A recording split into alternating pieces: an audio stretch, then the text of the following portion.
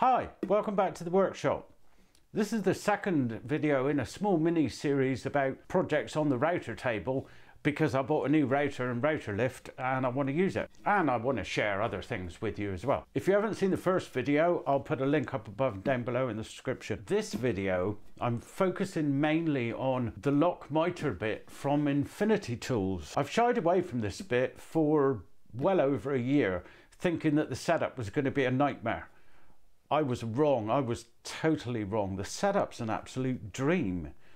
If you buy this little setup tool with it, I would go as far as to say, don't buy the bit without the setup tool. It's so worth it. And here's the proof. Perfect mitres locked in place. No sliding around when gluing. All of the joints on the outside of the box have been cut using the lock mitre bit. As you can see here, and they're all splendid. The side and back rails here have been cut using the lock mitre bit, and again, really superb. So happy with the way it works. As mentioned earlier, I'll put all of the dimensions that you need and all the information that you need down in the description so you can refer to it at your leisure. I've flattened some panels down to just over 300 by 400. I'll come back to this piece in a minute, and just over 100 by 400, so I can cut the pieces down to exactly the size I want for the outside portion of the box prior to approaching the router table. This piece is for the bottom of the drawer, and because I've got 12mm stock, I've machined this to 180mm wide, so I just need to trim it to size before, again, I run it through the router table.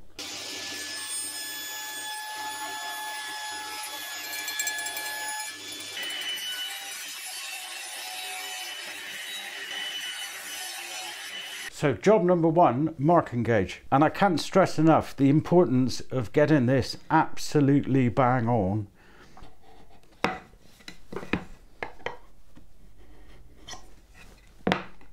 Because if you don't, the joints aren't going to line up. So I'm going to put a mark right on that corner so I can see it when I line it up with the setup gauge. So as you can see, I've already got my bit installed in the router table. This setup gauge has got a little shelf, a little recess there, that the bottom part of the bit here sits up against. That bit goes underneath the bottom of the cutter there, and when it does, it rests against the back angle of the cutter block there, so it all sits, when it's right, very nice and firmly against the router, and it's held in place with those rare earth magnets. And the whole point of this is, you can see the two extended lines there and there. Those two extended lines need to line up with the center of the stock that we marked with the marking gauge a few moments ago. So mine's just a fracco out, just a gnat's hair out on the vertical. That looks really good. And on the horizontal, I just want to drop that again, a fraction of a gnat's knacker.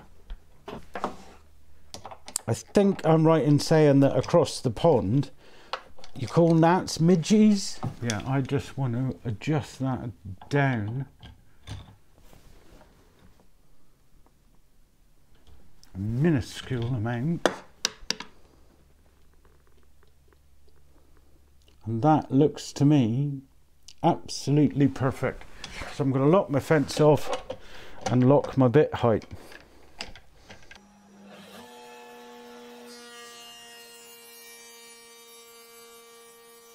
So a couple of points to note. Number one, set the router speed at less than 18,000 RPM. Manufacturer says that that's the limit, so I've set mine to about 15,000 RPM.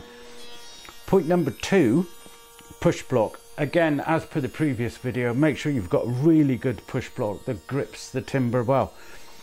because with this particular cutter it leaves a very fine point, a very fine edge on the timber after it's past the cutter head. And if you put too much pressure against the fence or on the vertical pieces down onto the table, then you're going to dent that edge and it's going to push the piece further in or further down, and it'll send it all out of alignment. So push the pieces through, nice gentle steady pressure on the piece, keeping it nice and smooth all the way through.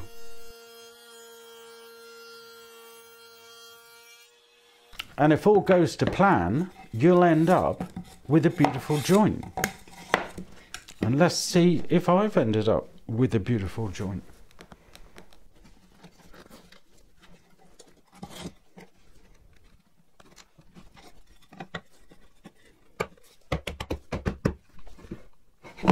Well, I don't think it can get any better than that. And without clamps, it's rigid. Let's see if we're square.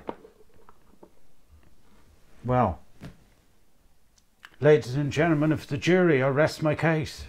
So I get this piece glued up. Once the glue's dry, I can measure the opening that I've got for the drawer, cut the base for the drawer, the sides and the back for the drawer, and then my final job will be to cut the back for the outside box. There's quite a trough in that joint when you do the glue up, so you want a good brush so that you can make sure you get all of the joint covered. Otherwise all the effort we've gone to cut the joint is pretty much wasted. And I'd also recommend just wiping off the excess with a damp cloth or rag before you put it together.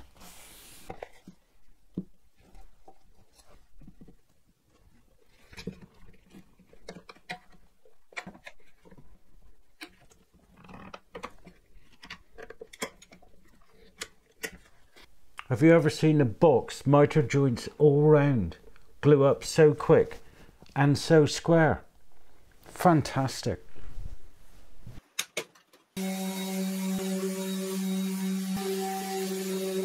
So with the outside box complete, I can move on to the drawer. The drawer base, I'm going to cut 2mm narrower than the opening. It's not going to have drawer runners in it. It doesn't warrant it. It's too small and lightweight. So I'll leave a mil gap either side so that I've got plenty of room for the drawer to slide in and out. And on the sides and the back, I'll cut them 5mm down and run them through the router table exactly the same way I made the outside.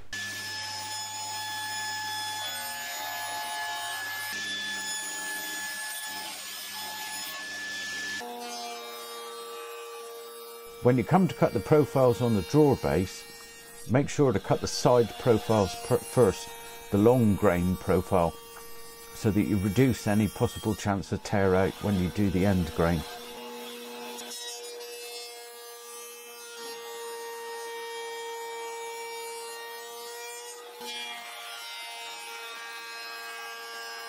Stamped the sides to the base of the drawer, so I'm going to keep the rule as close to the base as possible to get an accurate size, and I'm reading 14.9mm.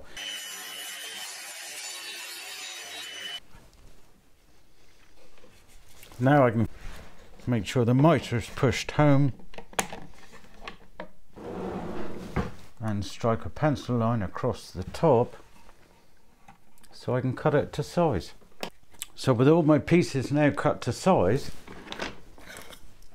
I can glue these 4 bits together, once again making sure to get good coverage in the slot and on the front of the miter. This time making sure I get everything lined up with the front, so it's easier to put the front on when the glue's dry.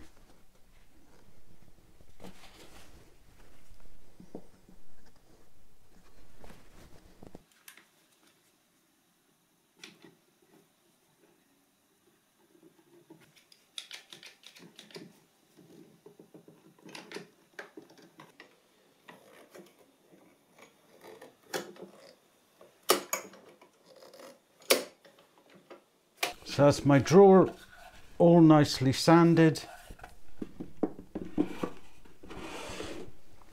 and a super fit. And so with my last piece of prepared stock, what I'm going to do is to cut this down to a couple of mil inside of the edge of the box, so there's just that little reveal around the outside.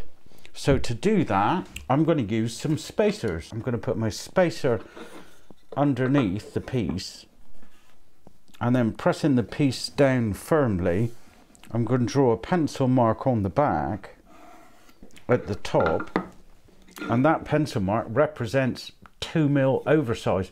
So I'll measure back 2 mil and slice that down.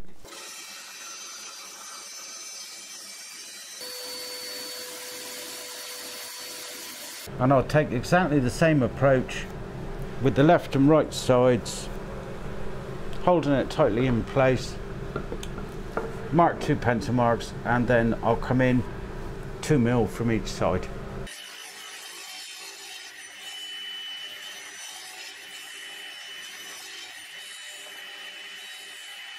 So setting up the router table to cut the handle slot in the face plate, I put a little mark dead center on my face piece, and I've set a stop on each side 50 mil back. So I'm going to get a 100 mil handle. I'll take a first pass at 1 mil, and then I'll advance forward in 3 mil increments so that I get to about 20 mil.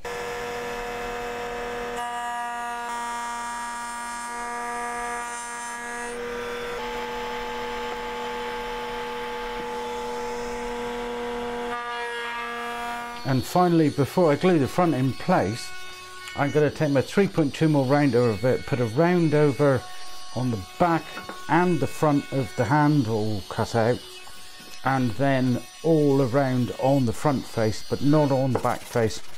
I'll just take that sharp edge off with a bit of sandpaper. And finally, to glue the faceplate onto the drawer.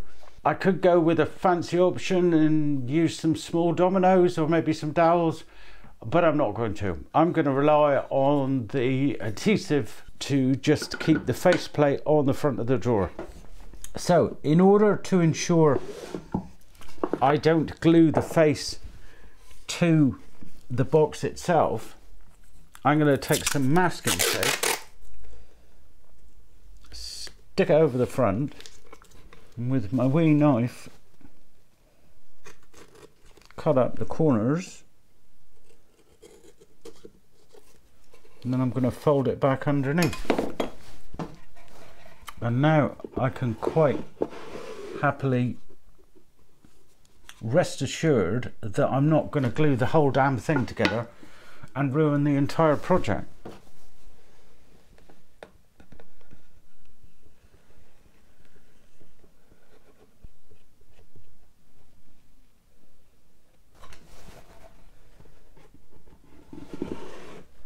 Slide my drawer back in so it's slightly proud.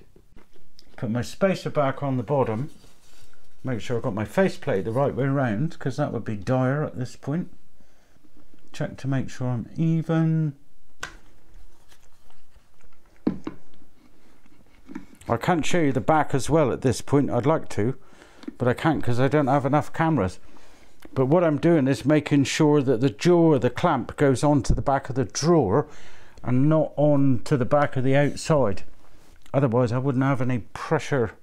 And I'm just going to give that long enough for the glue to form its initial bond, maybe 20 minutes, half an hour, and then I'll come back and push it out from the back, just in case there is any squidge out inside that's got onto the masking tape.